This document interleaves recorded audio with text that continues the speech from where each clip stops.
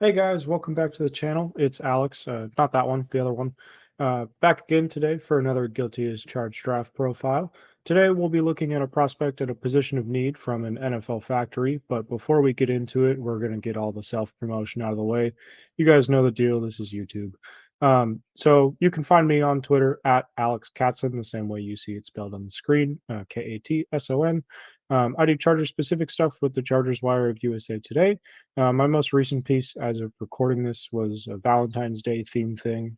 We did a Draft Crush article where I gave a quick overview of 6 different guys I think the Chargers might love, who I also love in this draft class. Some of whom I'll probably do videos on here later on. So if you want to get familiar with those guys before I do videos on them, go check that article out. If you just want draft content all the time, I also run my own website, Neptune Scouting, which you can find at Neptune Scouting on Twitter, spelled the same way as the planet. My staff and I have been putting a ton of work in getting up to speed on this year's class. We had 4 or 5 guys that were at the Senior Bowl in Mobile a couple weeks ago. And so we've just been churning out reports and articles and all sorts of stuff, getting you guys prepped for draft season. Also, if for some reason you're watching this video specifically for me and you're not familiar with the rest of the work that Guilty as Charged does, make sure to subscribe to the channel and check out everything else that Steven, Tyler, Alex, all the other talent has been up to.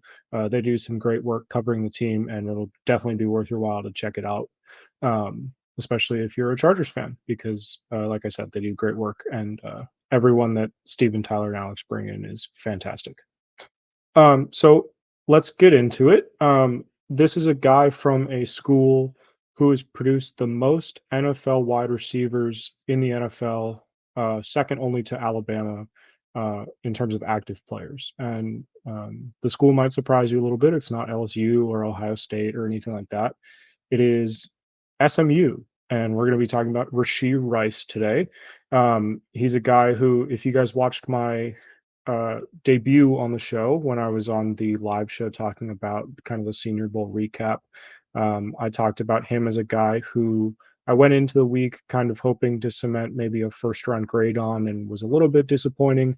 Didn't really catch my eye as much as I thought maybe he would, and really stand out amongst the rest of the crop. But I figured we should still talk about him because wide receiver is obviously a huge position need for the Chargers going into this draft, and he's someone who I've seen connected to the team a few times, and so I wanted to just do a little profile on him, get you guys a little bit more familiar with him, and yeah. So some background on Rashee. He is a true senior, so graduated high school in 2019. He's 22. He turns 23 about a week or so before the draft, so he'll be a 23-year-old rookie. At the Senior Bowl, he measured in at 6 foot nothing and a half, and 200 pounds. So kind of right at those benchmarks of like 6 nothing, 200, which is a pretty good size for a receiver. Not like anything crazy for an outside guy, but still pretty prototypical size, I would say. Um, Coming out of high school, he was a 3-star recruit. He picked SMU over 13 different Power 5 offers so that he could stay close to home. He went to high school in the Dallas-Fort Worth area. Never got an offer from like TCU or anything like that, which was a point of contention when SMU played TCU in 2021. He had some comments that kind of sparked some controversy before that game. So he ended up choosing to go to SMU instead of like an Arizona State, or like he had some low SEC offers and some kind of mid to low Big Ten offers. Like you think about like Northwestern, those sorts of schools. Those were the types of places recruiting him, Power 5 wise. Some mid tier Pac-12 schools, like I said, Arizona State was in the mix there, but SMU ended up being the choice so that he could stay close to home and have his friends and family watch him. And in his 4 seasons in the program, he rose all the way up to 5th in program history with 3,111 receiving yards. That is 5th only to James Prochet, who's on the Ravens, Emmanuel Sanders, who played for almost a decade in the NFL, primarily with the Broncos, of course, but then also with the Bills and a couple other places. Aldrick Robinson, who spent a couple years in the league, and of course Cortland Sutton, who is on the Broncos. 6th place, for what it's worth, is Cole Beasley, who is Cole Beasley. longtime Bills slot receiver, also a weird guy on Twitter that you should not look into very much more. Um, SMU has also produced a ton of guys in recent years. Last year they had Danny Gray, who ended up going to the Niners, who was a guy that who I at least liked for the Chargers, as kind of a speed threat. Ended up going to the Niners. A guy I really liked last year, Reggie Robertson, who ended up going undrafted because of an ACL tear and is now, I think, on the Titans. So tons of guys have come through this program. Generally speaking, if you're the wide receiver one for SMU, you are going to be playing in the NFL. Rashee Rice is no different. Um, and his accolades this season kind of speak to that. He was a semifinalist for the Bolitnikoff Award, which, if you're not familiar, is given to the best wide receiver in college football every season. He was also named to the All America second team by the Associated Press. So that's the third or fourth best wide receiver in college football, according to the AP, and was first team all conference in the American Conference this season. In his career, he's got 233 receptions and 25 touchdowns in 42 career games, and then also those 3,111 receiving yards that we talked about, fifth in program history. Only one rushing attempt and one kick return outside of his receiving stats. So he's not really a gadget guy. He's not going to be a returner or anything, but we will talk about some ways that he's versatile outside of those things. And then also, I thought this was funny doing my research on him. He did say in an interview before the Senior Bowl that slant routes and fade routes are his favorite ones to run. We'll talk about that in a little bit as well in terms of his versatility as kind of an inside outside player. So some strengths for Rashee Rice. Adjustment is the number one thing that comes to mind. Rice is a master of what's called the sight adjustment. So what a sight adjustment is you have a route that you're scheduled to run on any given play. And as you run that route, if the defense collapses in a certain way, you have the freedom to say, okay, this is zone. I know where the soft spot in the zone is. I'm going to settle this route down. I'm going to extend this route a little bit more vertical. I'm going to come a little bit back more towards the quarterback. I'm going to do, I'm going to essentially adjust the route a little bit to get open. And that's something that receivers kind of have to be in charge of because it's something that's happening during the play, depending on what the defense is doing post snap. Rice is excellent at this. His high school coach in Texas spoke about how he's one of the best players that he's ever seen in terms of this sort of thing. And you can see it on his tape. He's someone that really has no problem finding the soft spot in the zone, settling his routes over the middle to kind of provide his quarterback a target. He's great in scramble drill as his quarterback kind of extends the play outside the pocket. He always finds a way to get open. So that's a big thing for him. He's really savvy in that way. I also was really impressed with his tracking over the shoulder. He needs to work on the feet part of it a little bit, kind of for those sideline catches that like we're familiar with like a Mike Williams or that sort of thing. Needs to work on getting the feet down a little bit, but tracking the ball over his shoulder, I thought he did really, really well, which is always great for a guy that you're going to be throwing the ball to down the field. Um, and then versatility, like we talked about, pretty equally effective on the inside or the outside. He wins a lot on these comeback routes because he's a lot bigger than college DBs, but he also wins over the middle a lot because he's got short area quickness and run after catch ability. And so SMU used him on a lot of underneath routes where they kind of just get the ball in his hands and get him moving vertically to stretch the defense a little bit that way. And then also, just as kind of a quick point, he's steadily gotten better every season. I think you can go back to his film and you can see like marked improvement every single year that he's on the field. And so he's one of those guys that just gets better every year. That's with sort of different coaching staffs coming in. Obviously, SMU had their coaching staff leave for TCU between 2021 and 2022. But the guy that they hired as their head coach was actually a former SMU offensive coordinator who was there while Rashee Rice was there. So it's kind of a new coaching staff and kind of not. But still, that development over the course of his career is something to keep an eye on because you always uh, I always kind of favor those guys who've gotten a little bit better every single season because it bodes well for their work ethic and their development in the NFL as well. Weakness wise, we talked about this with Tank Dell in the last episode, but SMU's offense is kind of similar to Houston's in the sense that the route tree for their wide receivers is very slim. It's not quite the air raid. I would say SMU runs a little bit more of a spread, but you can definitely tell that it's spread because Rice is spread way, way out. And it's a pretty limited route tree. Most of the time, Rice is either running a go down the sideline, or if it's not a go, it's a comeback. And so he sells it as a go, and then he kind of breaks it off and comes back, turns around for the ball. If he's in the slot, it's usually a crosser, so either a slant or kind of a more intermediate, deeper cross route, where he's kind of just working the middle of the field. And that's pretty much it. Not a ton else. So that's going to be something in the NFL that's going to take some adjustment for him. He's going to have to adjust to running a full route tree. I don't think that it's the same case as Dell, like we talked about last episode, where Dell had the super advanced footwork and release packages and that sort of thing, where I don't think it's going to be as much of an issue. With Rice, and kind of leading into the next point, I don't think that that's as polished as it was with Dell. And so I think that it is going to be a little bit of a problem. And so that might limit his usage, especially early on, as you kind of adjust him to an NFL style offense.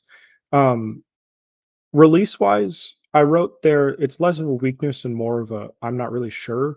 SMU kind of kept him away from situations where like actual release packages were necessary. He lined up on the outside and got kind of like soft press coverage a lot of the time, but never like a guy just getting into his pads like right off the snap. SMU ran a lot of trips to the side that Rice was on, oftentimes with Rice kind of as the offset receiver to kind of protect him from that sort of thing, mostly just because they're trying to get him the ball.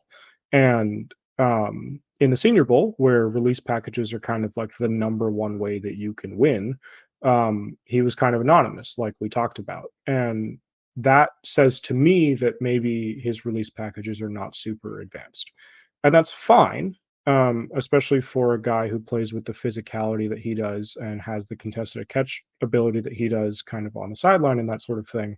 But it's also a little bit of a question in terms of what do you do with him on the inside then? Because if he doesn't have those release packages to win off the line of scrimmage, then all of a sudden your quarterback is sitting there patting the ball, waiting for him to get open on a route that he really should get open on in like a second and a half. Um, and then also, I like Rice as a player. I think he's a good player overall. He's a really solid player. There's not really anything about his game that I like strongly dislike. The route tree stuff and is more of a structural problem, not like a Rashee Rice problem. Release packages thing, like I said, is more of like a I'm not really sure how to feel about it. Not I'm not really sure how to feel about it, if I can enunciate my words. Not like a definite weakness. But I do think that he's kind of missing that standout trait. There's not anything about Rice's game where I look at it and I go, oh, wow, yeah, that's the thing. That's how he's going to win in the NFL. That's the guy he's going to be. Um, and I think that there are other guys in the class that do have those sorts of things. You have Quentin Johnston, who kind of is like, that's the guy that's going to win downfield. You have Jordan Addison, where it's like that guy is the guy that's going to separate. You have guys like Tank Dell, where it's like I know what that guy's going to be in the league because he's just like the uber twitchy slot receiver type guy. You have guys like that, and with Rashee Rice, I'm kind of like he's kind of good at everything, but he's not really like great at anything. And then lastly, there was a small drop issue that I noticed on his tape. It doesn't necessarily seem like he has the strongest hands. DBs were kind of able to dislodge the ball from his hands as he tried to make catches outside of his frame. So a little bit of catch radius issue there. I don't think it's a huge problem, but it is something worth keeping an eye on as he transitions to the NFL and DBs only get bigger and stronger. Because a lot of times he's just kind of out muscling people at the catch point, and coming in at only 6 foot 200. That's not going to necessarily be a way that he wins in the NFL as DBs get bigger, but something to keep an eye on for sure. So overall, Rice did get a 7.38, which is a high third on my scale. I think once he does athletic testing and stuff at the combine and at his pro day, that'll probably rise to a late second. I do have an adjustment on my grading scale for relative athletic score, which is done by Kentley Platt over at Pro Football Network, who's great at that sort of stuff. Um, Late second is kind of where I'm most comfortable with Rashee. I don't think that he's a first round player. I don't really think that he's a high second round player, which is where I think I've seen him for most of the cycle. He's a solid player, like we talked about. I think he's going to be a quality number two wide receiver in the NFL, especially because he has that outside inside versatility. He's got a really well rounded skill set. He's someone that you can throw a fade route to on the outside and he can win that way. He's someone that you can throw over the middle to and he can win that way. He's kind of like if you combined Keenan Allen and Mike Williams and made them both a little bit worse, um, in the sense that again, you can kind of throw it to the outside and he can make plays that Mike can make, and you can throw it over the middle and you can rely on him the same way you can rely on Keenan. But he's not going to do either of those things to the degree that those sorts of players do them. I don't necessarily think that he's the best Chargers fit this time around, just because there's a whole bunch of wide receiver two types already on the roster. You have Mike Williams, who's more of a wide receiver two. You have Josh Palmer, who's a wide receiver two type guy. Keenan Allen is probably more of a wide receiver two at this stage in his career, just because he's not gonna separate as well as he used to, just because he's getting older. Um, but at the same time, Rice does fit the typical profile of receivers that the Chargers are typically interested in. I think he's going to run high 4.4s, maybe low 4.5s. He's a little bit bigger. He can play on the outside or the inside. That's usually the type of guy that the Chargers covet when they're looking at the position. So it's possible, but if the whole point of drafting a receiver is to get a wide receiver one who's going to change the way that the Chargers play offense, I don't think that Rice is going to be that guy. He's a good player, like I said, and he's going to be a quality number two wide receiver in the NFL, and he's still someone to know, especially if he ends up on a team that the Chargers are going to have to see all the time, like the Raiders or the Chiefs or the Broncos or something. But I don't think that he's going to be like a big time Chargers target necessarily. So good to get familiar with guys. Always good to kind of work through this, and this is why you go back and you watch the film, because, like I said, this is someone who I had seen prior to studying him be linked to the Chargers a couple times. Obviously, Senior Bowl guy.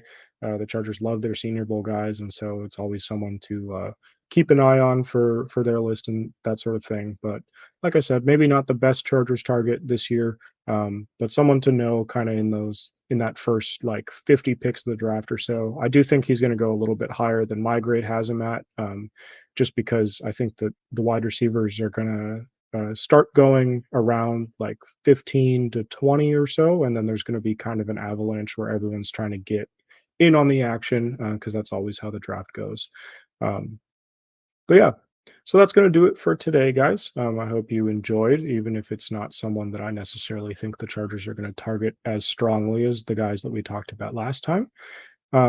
Again, if you want to follow my work outside of Guilty as Charged, you can follow me on Twitter. I'm at Alex Katson. That's Katson. You can also follow my website, Neptune Scouting, on Twitter at Neptune Scouting, where I do all my draft content, Charger specific stuff at Chargers Wire, which is at the Chargers Wire on Twitter. And make sure you like the video, subscribe to the channel, check out everything else that the guys are doing. Like I said at the top, everyone does great work on this channel, and still just so excited to be a part of it. All right, guys. See you next time.